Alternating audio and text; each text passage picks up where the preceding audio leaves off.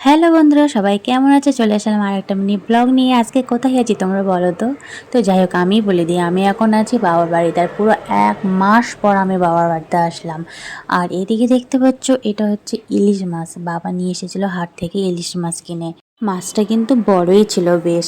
তো যাই হোক, এখন করবো আমরা রান্না। তার জন্য সব জোগাড় করে নিয়েছি। এদিকে মা মাছটাকে নুন হলুদ দিয়ে মাখিয়ে নিচ্ছে ভালো করে। আর ওইদিকে আমি পেঁয়াজ কেটে রেখে দিয়েছি আর সরিষা ভিজিয়ে রেখে দিয়েছি, সেগুলো এখন বাটতে হবে। এইদিকে দেখতে পাচ্ছ পেঁয়াজ কাটা আছে, রসুন আর কাঁচা লঙ্কা আর সরিষাটা ভিজিয়ে রেখে দিয়েছিলাম, ওটাও ছেঁকে নিয়েছি। আর তোমার এদিকে আমি বসে বললাম সর্ষেটা বেটে নেওয়ার জন্য। শুধু সরিষাটা বাটবো না, তার সঙ্গে পেঁয়াজটা রসুনটা লঙ্কাটাও বেটে নিব। আর এইদিকে মা একটু মাছগুলোকে হালকা করে ভেজে নিচ্ছে।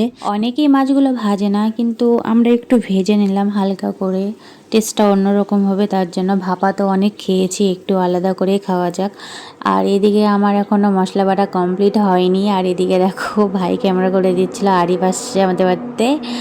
আর ভাই এখন স্কুলে চলে যাবে, তো ভাইকে বললাম ভাই একটু ভিডিও করে দে, তারপরে যাস। তো ভাই একটু ভিডিও করে দিল। আর এদিকে দেখো আমার সর্ষে বাটা মশলা বাটা কমপ্লিট। এদিকে মাছ ভাজাও কমপ্লিট হয়ে গেছে, এখন শুধু রান্নাটা করে নেবে। আর বাইরের ওয়েদারটা ভালো ছিল, ঠান্ডা ঠান্ডা ওয়েদার, মেঘলা মেঘলা। তার মধ্যে দেখো এদিকে সর্ষে ইলিশ রান্না কমপ্লিট হয়ে গেছে। তো এইদিকে আমার বর এসেছিল, তো বরকে আমি খেতে দিয়ে দিলাম।